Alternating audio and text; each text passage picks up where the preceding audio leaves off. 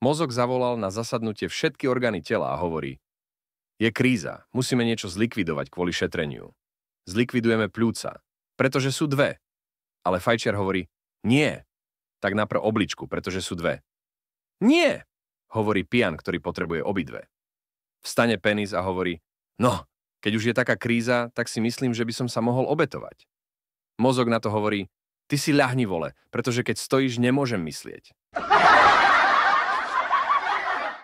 Stretnú sa dvaja starí páni. Ako sa máte? Pýta sa prvý. Nie je to so mnou dobré, močím stále vyššie. Ťažká si druhý. Čo sa vám na tom nepáči? Ste na tom ako mladík. Kdeže mladík? Pred mesiacom som si ešte močil na špice topánok, teraz už na kolená. Príde chlap do obchodu a pýta si kondom, ale predavačka sa ho opýta: neviete si ho vypýtať slušnejšie? Chlap si o chvíľu rozopne nohavice a povie: jeden oblek pre tohto pána, prosím. Behá zajac po lúke a kôň sa ho pýta: čo sa tak rehoceš? Tiež by si sa rehotal, keby ti tak tráva šteklila gule.